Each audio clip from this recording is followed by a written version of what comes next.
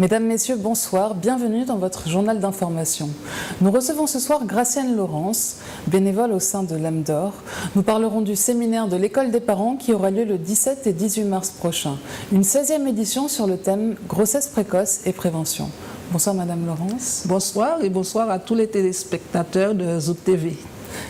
Nous vous retrouvons tout à l'heure. Découvrez tout de suite les titres de cette édition que nous développerons. La CCI Martinique présentait ce jeudi le bilan de l'activité économique en Martinique pour l'année 2015 et les perspectives de l'année 2016. Le maire de Fort-de-France recevait l'ANDES, un organisme venu faire le bilan des problématiques du monde sportif martiniquais. L'entreprise EDF embauche chaque année une vingtaine de salariés. Une journée d'intégration leur est proposée dès leur arrivée. Commençons cette édition par une question sociale.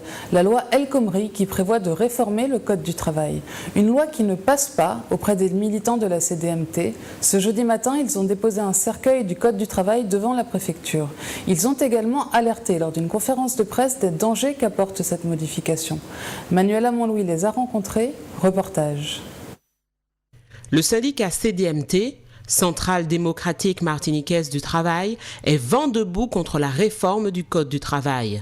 Selon les membres de l'organisation, cela s'apparente à une véritable destruction de la sécurité des travailleurs et une remise en cause de leurs acquis sociaux. Il n'y a rien de bon dans la réforme qui est programmée. C'est un plan de démolition du Code du travail. Ce que le gouvernement et le MEDEF veulent, c'est tout simplement de renverser ce qu'on appelle la hiérarchie des normes. La hiérarchie des normes, c'est le principe qui veut qu'il y a la loi qui est représentée, qui est dans le Code du travail, avec les décrets, que ceci constitue un socle en dessous duquel on ne peut pas aller en ce qui concerne les droits des salariés.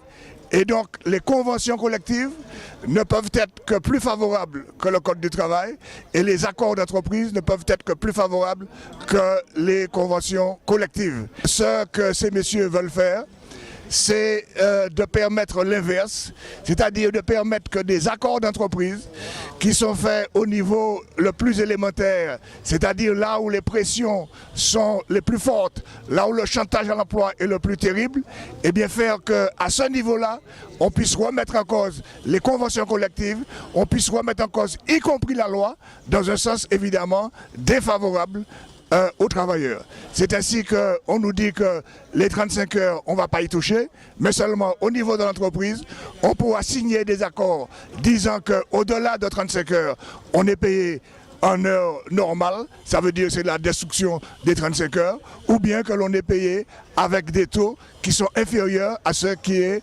aujourd'hui la situation. Ce qui est fait maintenant en ce qui concerne la représentation des salariés, on diminue les instances, on diminue le temps dont on dispose pour le travail de délégué du personnel. Bref, c'est une attaque en règle.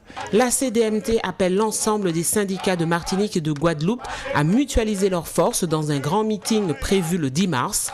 Déjà ce matin, les membres de la CDMT se sont rassemblés devant la préfecture pour une action symbolique. Pas décontrôler, contre du travail. Pas décontrôler, contre du travail. Parlons économie à présent. La CCIM, la Chambre de commerce et d'industrie de la Martinique, organisait ce matin une réunion pour faire le point sur l'année 2015 et présenter les perspectives de l'année 2016. Un reportage de Jean-Pierre Zabulon.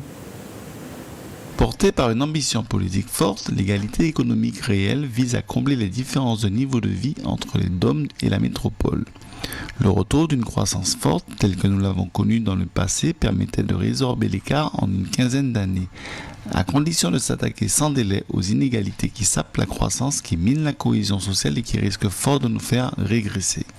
On a eu quand même une année 2015 qui a été en double teinte. On a eu un début d'année qui finalement n'a pas été bon à cause d'une poussée des prix qui a limité le pouvoir d'achat des ménages. C'est une contrainte qui s'est desserrée curieusement en deuxième partie de l'exercice parce qu'on aurait pu penser que la baisse de l'euro aurait pu jouer dans le mauvais sens. Mais en réalité, on a eu plutôt une libération de pouvoir d'achat en deuxième partie d'année qui a plutôt dopé la croissance. Et on a eu un autre facteur par contre qui a été indiscutablement favorable, c'est que les entreprises ont repris confiance. Alors, soit parce qu'elles avaient des besoins d'équipement, soit parce qu'elles avaient confiance dans l'avenir, mais indiscutablement, elles ont augmenté leur demande de biens d'équipement. Et ça a effectivement dopé la croissance. La question que vous posez est très pertinente. Est-ce que ça va se prolonger en 2016 ? Alors, du côté des entreprises, on peut imaginer qu'une entreprise qui a un besoin parce que tout simplement, eh bien, il faut refaire le magasin, il faut racheter une nouvelle machine, elle ne va pas changer d'avis. Donc, elle va continuer. Et par conséquent, à partir du moment où il y a un cycle de renouvellement de l'investissement privé, on peut imaginer qu'il va continuer en 2016. La question se pose plus sur les budgets publics, qui sont une des composantes de notre conjoncture. Et là, nous avons effectivement des constatations. D'abord, on peut se demander sérieusement pourquoi les investissements réalisés par l'État, leur taux de progression a été inférieur en Martinique à ce qu'ils étaient ailleurs. C'est une première question que nous avons vue aujourd'hui. La deuxième question qui se pose, c'est est-ce que les budgets locaux vont être au rendez-vous ? Nous entendons des nouvelles qui ne sont pas encore clarifiées sur l'état des finances publiques de la CTM. On ne sait pas ce qui ressort du politicien, on ne sait pas ce qui ressort de l'objectif, mais en tout cas nous le saurons un jour. Toujours est-il que nous avons tous à souhaiter qu'il reste des disponibilités pour soutenir la commande publique. Pourtant, force est de constater que les départements d'outre-mer accusent encore un retard conséquent en matière de développement humain par rapport aux autres régions métropolitaines.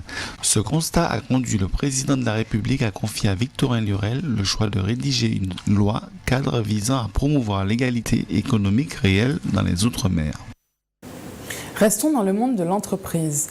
EDF recrute chaque année une vingtaine de nouveaux salariés. 3 jours d'intégration leur sont proposés dès leur arrivée dans l'entreprise. Un moment de présentation des différents domaines d'activité d'EDF. Reportage. Chaque année, EDF embauche une vingtaine de salariés. Ils participent dès leur entrée dans l'entreprise à des journées d'intégration. Chaque année, nous procédons à des campagnes qui se concluent sur environ une vingtaine d'embauches. Aujourd'hui et depuis hier jusqu'à demain, pendant 3 jours, nous avons regroupé les nouveaux embauchés de l'année dernière et de l'année d'avant peut-être aussi. Et nous leur faisons passer le moment d'intégration, on va dire, durant lequel ils peuvent avoir connaissance de l'entreprise, de tous ses services et de ses différentes prestations. Ces journées permettent aussi de valoriser chaque acteur de la vie d'EDF. La satisfaction pour moi, en fait, c'est de savoir que je suis acteur, en fait, au niveau de la vie de l'entreprise et même au niveau du client. Si je suis le lien entre le client et l'entreprise, le premier contact en tout cas entre le client et l'entreprise. Puisque je travaille au service clientèle, donc je fais de l'accueil physique, téléphonique également. Donc dès que le client a une demande, quelle qu'elle soit, passe par moi. C'est également le moment de découvrir ou de mieux connaître toutes les activités de l'entreprise et les métiers qu'elle sollicite. Les différents services nous ont été présentés ce matin, donc c'est vrai que c'est assez complet. Donc lorsque nous rentrons dans l'entreprise, on nous présente un peu tous les services et c'est vrai qu'il y a certains services qui nous ont été présentés ce matin que je pensais connaître, mais en tout cas qui m'a été mieux présenté. Donc, même si on ne se voit pas tous les jours, mais on a un travail qui va de commun accord, donc c'est l'occasion pour moi en tous les cas ce matin de les rencontrer et d'échanger autour de nos métiers. EDF recrute dans différents métiers techniques et tertiaires, de niveau bac professionnel à bac+5. Parlons sport maintenant. Les responsables de l'ANDES, l'Association nationale des élus en charge du sport, sont en visite en Martinique. Un voyage dont l'objectif est de se rendre compte des problématiques sportives et de présenter des solutions. Walter Pintor les a rencontrés. Reportage. Aujourd'hui, une rencontre entre une délégation menée par M. Marc Sanchez, président de l'ANDES, et les élus locaux de la ville de Fort-de-France s'est tenue au 3e étage de la mairie de la ville capitale. L'ANDES a souhaité réaliser un premier déplacement sur les départements de Guadeloupe, Martinique et Guyane, dans le cadre des réflexions menées avec la commission Outre-mer. À la fin de cette visite, l'association prévoit de présenter un état précis des lieux auprès de l'État et du mouvement sportif en exposant les problématiques sportives rencontrées au sein des communes vis-à-vis des installations sportives et l'accueil d'éléments sportifs de haut niveau. Écoutons M. Marc Sanchez, président de l'Andes, qui nous en dit un peu plus sur sa structure et sur le but de sa visite. L'Andes, c'est un regroupement, une association d'élus qui a décidé de défendre le sport et les collectivités dans le monde du sport au travers de l'ensemble des problématiques qui sont posées. Et donc c'est un rassemblement d'élus, d'adjoints au sport principalement, ou de maires comme moi je peux l'être aujourd'hui. Alors nous sommes venus effectivement pour une mission, puisque nous avons depuis des années l'habitude de voir venir nos amis d'outre-mer, et nous avions promis lors de la création de la commission outre-mer en 2013 de leur rendre l'appareil, de venir se rendre compte plus facilement sur le terrain des problématiques qu'ils avaient, puisque lorsque nous étudions les dossiers, il est quand même des fois difficile d'analyser la véritable problématique. Nous avons déjà un bilan, puisqu'on voit bien que chaque territoire est un territoire différent. La Guyane, c'est une chose, la Martinique semble être également autre chose, notamment sur la mobilité, et la mobilité dans un sens est différent. Si c'est très long au niveau de la Guyane, c'est très court au niveau de la Martinique, mais avec des problématiques également, c'est plutôt en temps qu'il faut parler plutôt qu'en kilomètres. Donc effectivement, nous avons déjà des idées à faire passer, et puis le diagnostic que nous ferons tiendra compte bien sûr de ces événements, puisque les idées reçues, souvent depuis la métropole, sont très simples à faire, mais lorsqu'on est sur le territoire, on se aperçoit bien que entre une chose et une autre, c'est complètement différent. Donc nous saurons faire remonter ces particularités et ces différences. Le maire de la ville de Fort-de-France et ses élus ont profité de cette visite pour exposer les difficultés et les besoins nécessaires afin d'améliorer les structures sportives déjà existantes et créer des structures de proximité adaptées à tous et surtout accessibles à tous. Écoutons DJ Laguerre, maire de la ville de Fort-de-France.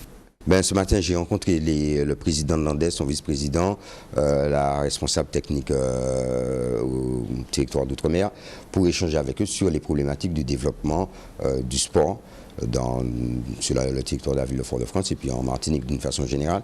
Et l'objectif pour moi, c'est de voir comment, en intégrant ce type de réseau, qui partagent des expériences, comment on peut améliorer certaines expériences, le développement d'infrastructures sportives dans les quartiers pour la ville, améliorer la pratique sportive et comment en fait rendre plus performante notre politique sportive sur le territoire de la ville en prenant en compte tous les aspects, à la fois le sport de compétition, le sport de masse, mais aussi le développement d'équipements, la construction d'infrastructures, la dimension économique, insertion du sport. Et donc ce sont des échanges qui sont très intéressants parce que qui s'appuient, qui permettent des partages d'expériences et l'intégration à ce réseau nous permet d'avoir accès aussi à des financements puisqu'ils participent à l'élaboration de plans de financement et puis finalement permettent d'améliorer les recettes pour la construction d'équipements sportifs. L'Andes est un parfait relais d'information entre les communes des différents départements et l'État.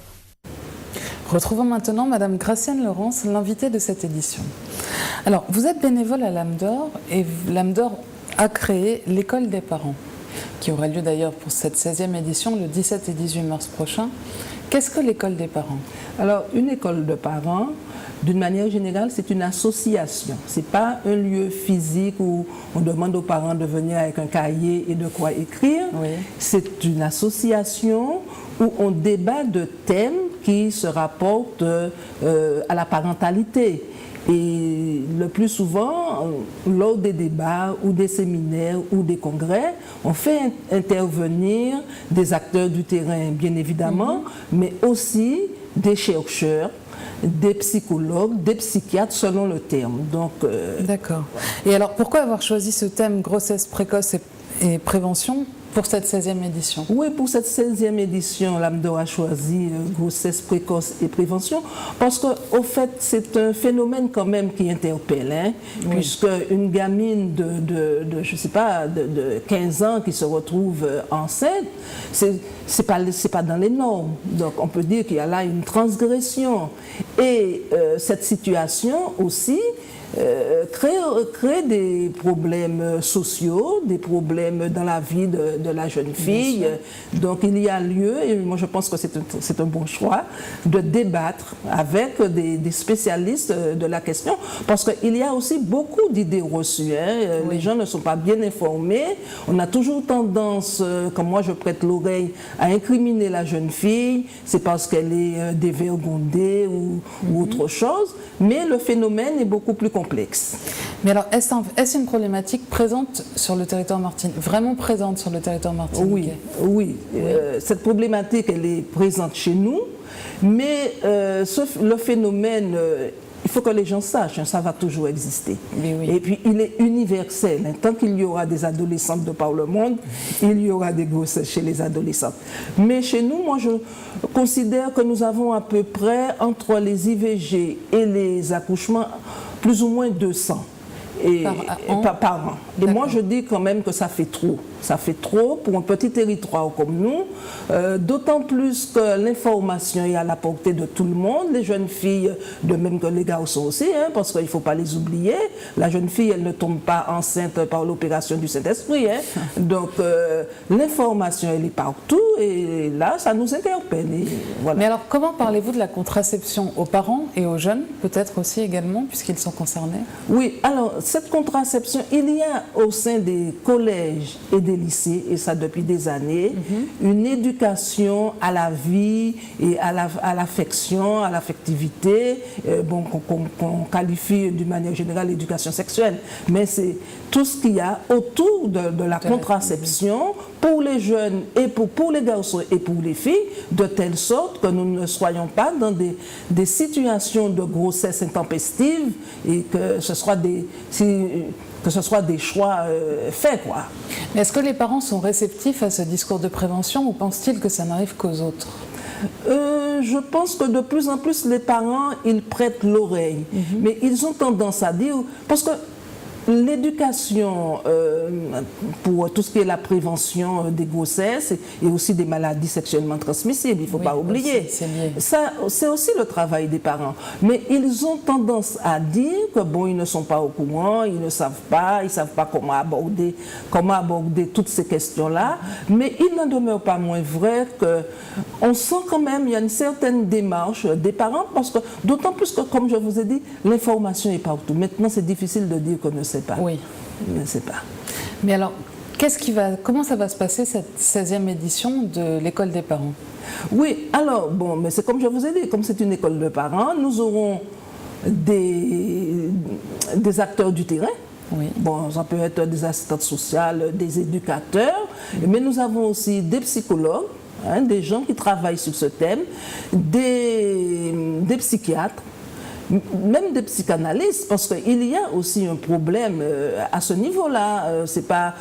Chez l'adolescent, il n'y a pas que les modifications physiques, physiologiques, il y a aussi tout un bouleversement psychologique et même psychique.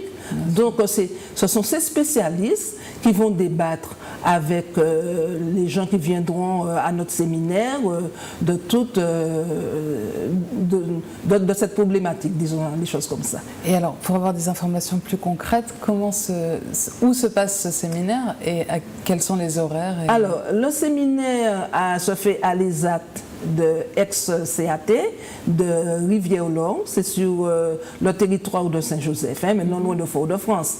Donc le 17 et 18, disons de 9h à 17h et quelque chose. Voilà. Donc c'est 2 jours d'école pour les parents. Des jours d'école, des formations, de débats, d'échanges. Et moi, personnellement, je convie le maximum de parents ou d'associations à venir pour participer et s'informer, parce que c'est important. Il y va quand même de l'avenir de notre société, mais aussi de nos jeunes. Absolument. Merci Graciane Laurence d'avoir répondu à notre invitation. C'est moi qui vous remercie. C'est la fin de cette édition. Merci de nous avoir suivis. Retrouvez dans un instant les informations nationales et internationales avec Euronews. Et à 20h30, retrouvez votre émission Libre Antenne. Passez une agréable soirée sur Zouk TV. À demain.